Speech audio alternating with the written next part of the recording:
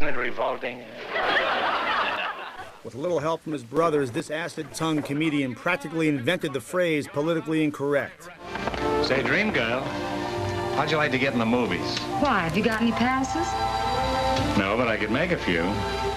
He could get away with all of that kind of little sexist things or whatever he said because, you know, he looked funny, he talked funny, he dressed funny. Let me ask you something. What's he got that I haven't got? Well, he's young, he's handsome, he's strong. Stop. I withdraw the question. Their explosive humor was of a very different nature. They wanted to be the naughty Jewish boys. And they became the darlings of New York society. They could do nothing wrong. But behind Groucho's laughter lived a man who was insecure, misunderstood, and troubled. No one quite understood Groucho, and he kind of felt maybe a little bit of rejection. On this episode of Mysteries and Scandals, we'll reveal how the man who made America laugh couldn't find happiness in his personal life. My father said there must be something wrong with me. He said every woman that I'm touched starts drinking. We'll also examine how Groucho's in-your-face attitude got him into trouble on more than one occasion. Louis Mayer had it in for them because Groucho didn't show him proper respect. And we'll explore the vicious battles Groucho was forced to endure in his final days. We put on a lot of evidence, a tremendous amount of horrible types of activities that they had observed in the house. Things that related to physical violence and abuse of Groucho. Groucho once said, behind every successful man is a woman. Behind her is his wife. I'm A.J. Benza. Join me as we look past the women, the mustache, and the cigar, and at the man, Groucho Marx.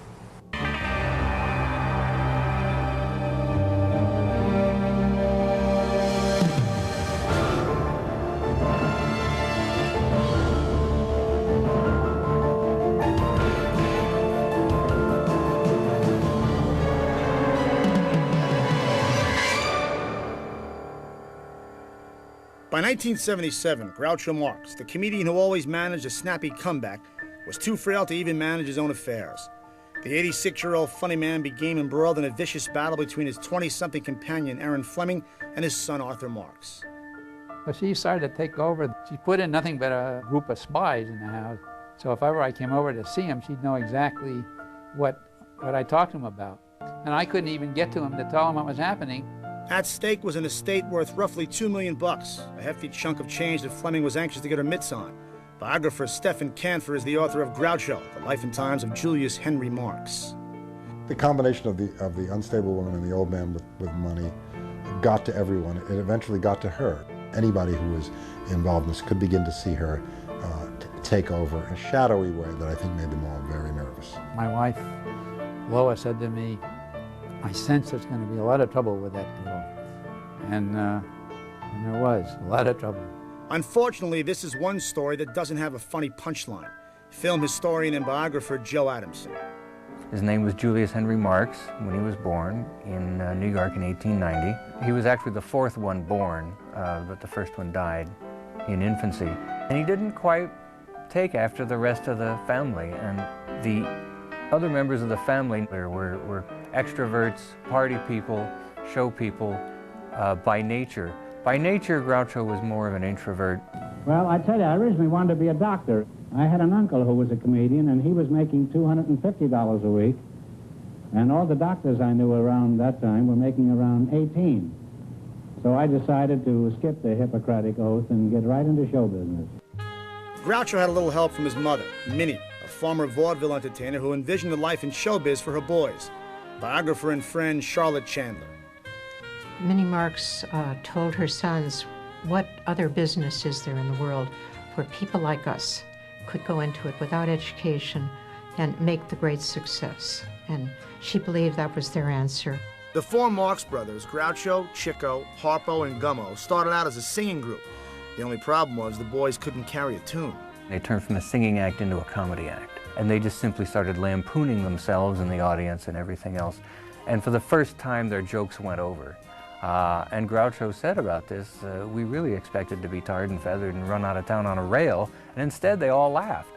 Later, that was their Uncle Al said they can't go into big-time vaudeville with this little act, so he wrote them an act called Home Again. That's what started them on the road to big fame. And that's when Gummo left the act and went into the Army, and that's when Zeppo joined them. So their explosive humor was of a very different nature, and they were used to the decorous quality of other acts. They couldn't believe their eyes. I mean, the stage was barely enough to contain these guys. They were really quite daring and unique. There was no one like them. During the run of Home Again, Groucho added his signature cigar and mustache. He would glue on this crepe mustache. And one night he got to the theater late, and there really wasn't time to apply this spirit gum to his face and glue on the mustache. So I took some black grease paint that was laying there, and I went like that. And I went on the stage. And I noticed that the laughs were just the same as when I had the grown mustache on there. The painted mustache remained Groucho's trademark, along with his love for pretty young girls. In 1920, Groucho fell in love with Zeppo's dancing partner, 18-year-old Ruth Johnson. The two were married, but it was no match made in heaven. He was very strong, and she didn't have a great sense of humor. She rarely could get a straight line out of him. What she did get out of him was a son, Arthur, born the following year. In 1923, the Marx Brothers made their Broadway debut in the musical I'll Say She Is. This act, this I'll Say She Is. We went to New York with this act on Broadway, and it was strange the opening night. The audience literally threw their hats up in the air. The show was a certifiable hit. The brothers got their first taste of fame, and Groucho became the group's unofficial frontman.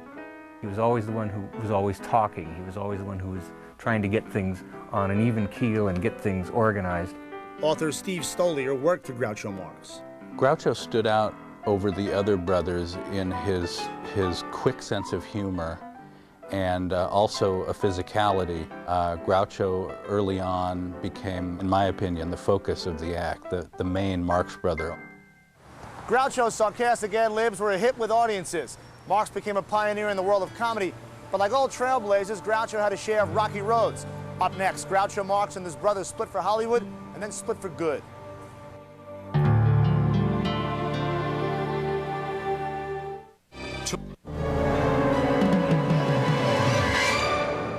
In 1929, the four Marx Brothers scored a 5-picture deal with Paramount Studios. The busy brothers shot movies by day and appeared on Broadway by night. And though Groucho had a knack for making people laugh, the quick-witted comic wasn't always a happy camper. And no one quite understood Groucho, and he kind of felt maybe a little bit of rejection here. And playing Groucho, playing this character who could say anything and was not insecure, was a way for him to get more attention, more love, more laughs, more money than he could ever get as Julius Henry Marx. Best-selling novelist Sidney Sheldon. But I think one of the reasons that he got away with what he did was because people thought he was kidding, and he wasn't. When Groucho said something that was derogatory, he meant it. Gee, thanks a lot for showing up. There's nothing in the world I wouldn't do for you. There's nothing I wouldn't do for you. That makes two of us who do nothing for each other.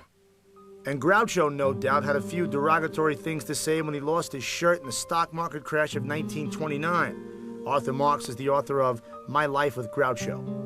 Right after the crash, he was so depressed they couldn't get him out of his dressing room and onto the stage. They finally had to push him out. Groucho was hoping for a brighter future when the gang moved out to sunny California in 1931. In Hollywood, the Marx Brothers made 3 films: Monkey Business, Horse Feathers, and Duck Soup. Actor and comedian Richard Belzer. Duck Soup is my favorite because it's a great anti-war movie, in addition to being a wild knockabout musical. But it's a satire of war, so anytime you can make people laugh and make fun of the institution of war, I think, you know, you're way ahead of the game. Unfortunately, Duck Soup laid an egg at the box office, and the Marx Brothers' goose was cooked at Paramount. Lucky for them, success was in the cards. Chico played cards routinely with Irving Thalberg. One night at cards, Chico said, "Everybody says we're washed up. I don't think we're washed up yet." And Thalberg said, "I don't think you're washed up either. I think you're very funny." They sign up with Irving Thalberg, the biggest producer in Hollywood. They make A Night at the Opera, A Day at the Races, with tremendous hits, and they have a comeback. And then Irving Thalberg dies. After Irving Thalberg died in 1936, the quality of their films went down markedly, and one of the theories is because Louis Mayer had it in for them because Groucho didn't show him proper respect. Louis B. Mayer hated Groucho because he once met him on the lot and said, "How are things going, Groucho?" And Groucho said, "I don't see that's any of your business." Well, of course, it was his business. MGM was his business, and he couldn't wait for the brothers to fail. actress and comedian Judy Tenuta. Louis B. Mayer was a big fat pig, and everybody hated him. So is it any wonder that, you know, he gave the Marx Brothers trouble? You can't have some big fat pig come in there just because he's got a jock strap and a chair and a desk to tell you how to do comedy. Yeah, that's wrong, Daddy. Okay, Judy. Regardless of Mayer's animosity, Groucho Marx was ready to break out in his own. When we come back, Marx leaves his brothers and his wife, but you can bet your life he ain't through yet.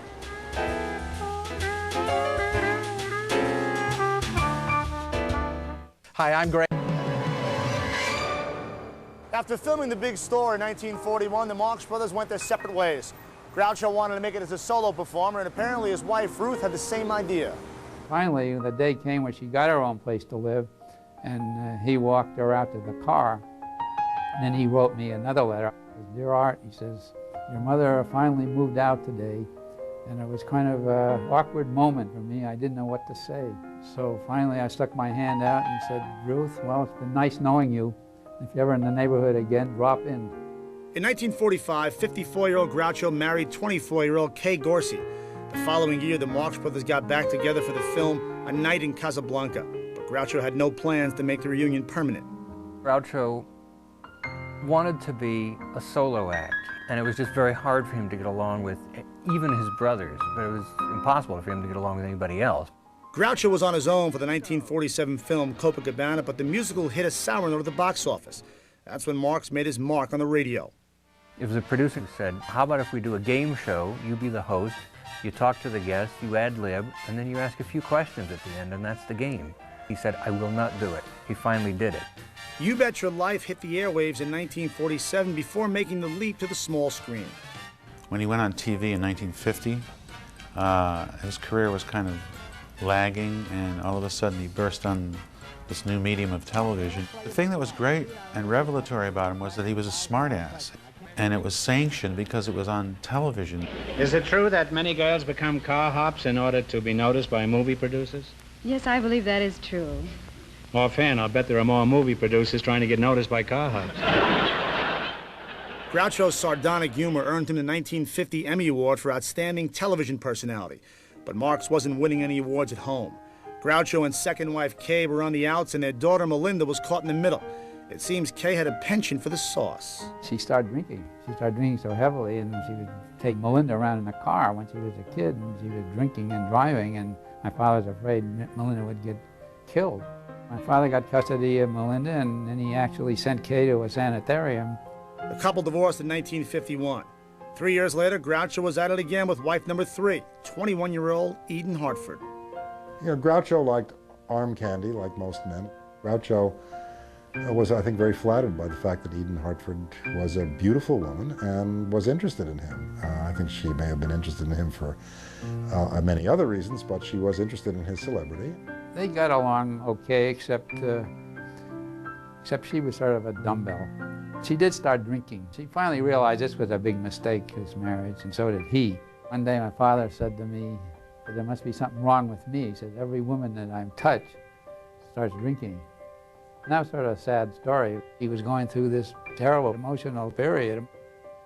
After You Bet Your Life was canceled in 1961, Groucho Marx was out of work and single at the age of 70, and the drama was just beginning. Straight ahead, Marx fights for his life, and his family fights for his dough. They were the Line Entertainment's homepage. In 1970, 80-year-old Groucho Marx was living a peaceful life at his home in Beverly Hills, but not for long. In need of an assistant to answer his fan mail, Groucho hired an aspiring actress, Erin Fleming, but the 29-year-old soon became more than just Groucho's secretary. Erin Fleming was really one of those hangers-on that celebrities attract. Groucho told me, it was the first time I've really been with a woman who was good-looking and intelligent, and she really did admire him as living legend Groucho Marx. Steve Stoliar was hired by Erin Fleming to work for Groucho in his house.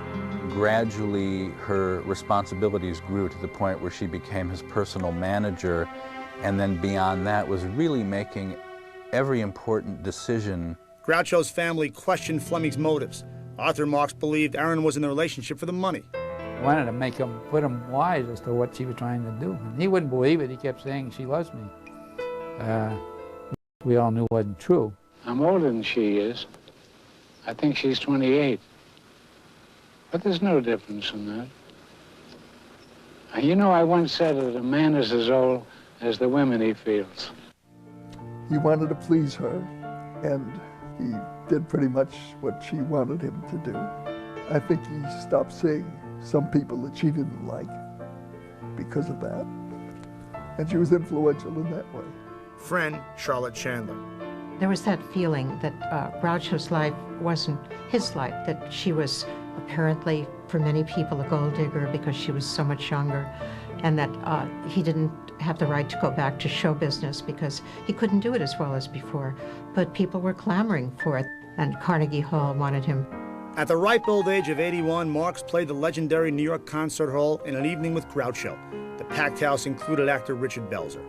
The reaction that he got, I think, it so imbued him with energy because he was slow and tired and old. But when that crowd just, it was really an amazing moment. And you could just see him get energy, literally, from the room. Aaron Fleming tried to resuscitate Groucho's career. Marx made numerous TV appearances, and in 1973, the aging comedian received an honorary Oscar. Then Fleming began to bite the hand that was feeding her. I saw numerous examples of Aaron's fury. There was clearly verbal and emotional abuse, and Aaron was given to screaming fits, slamming of doors, throwing things, but it would often have a very detrimental effect on Groucho, where if she threw a fit, he would end up shivering and crying, and it was heartbreaking to witness that. In March of 1977, attorney J. Bryn Shulman filed a petition to have Arthur Marx appointed Groucho's personal conservator. The legal contest began.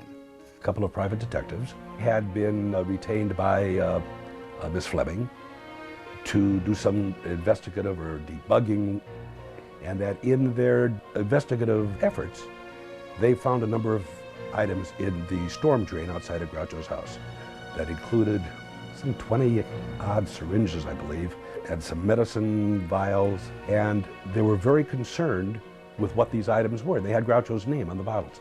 He went into Aaron and said, I just found this in the storm drain in front of the house. What should I do with it? And Aaron said, bury it in the backyard. So the detective, to his credit, took it to the Beverly Hills police, who ran tests on the drugs and found that there were traces of barbiturates left in the syringe. We put on a lot of evidence. Nurses, a cook, I think the housekeeper, all who testified to things that related to physical violence and abuse of Groucho by Aaron Fleming. A judge decided to appoint a third party, Groucho's grandson, Andy Marx, as conservator during the conflict. While Aaron and Arthur were duking it out in court, Groucho was in Cedars-Sinai battling pneumonia. I had just left the hospital, and I got a call from Andy. He said, you better come back. Your father's blood pressure is getting low and they can't raise it. So that was the end. We went over, and he was lying in bed, practically unconscious by then. And we went over, and I held his hand, and he died. Julius Henry Groucho Marx was 86. His body was cremated, and his ashes were interred in the San Fernando Valley. But the controversy over his estate lingered on.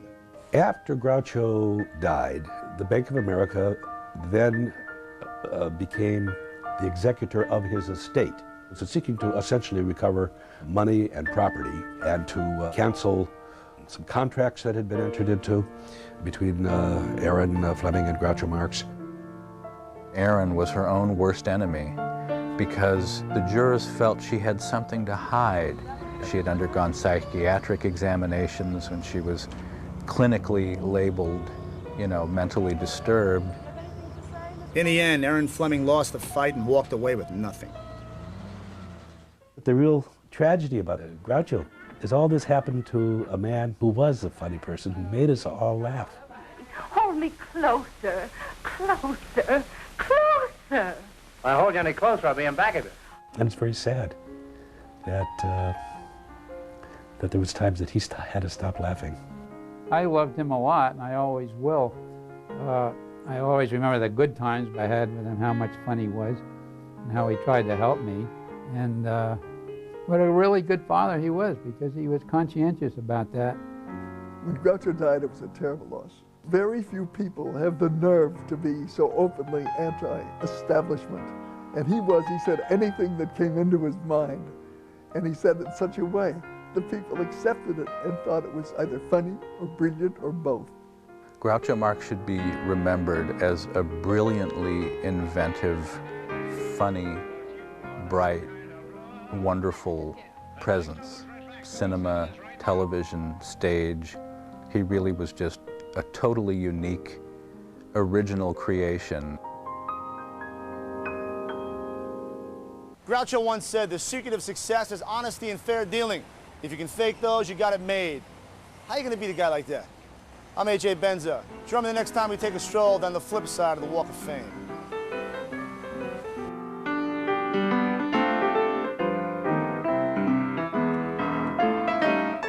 And my father wanted to join this ritzy beach club. My father said he'd like an application, and the man said, well, I'm sorry, we can't accept you because you're Jewish.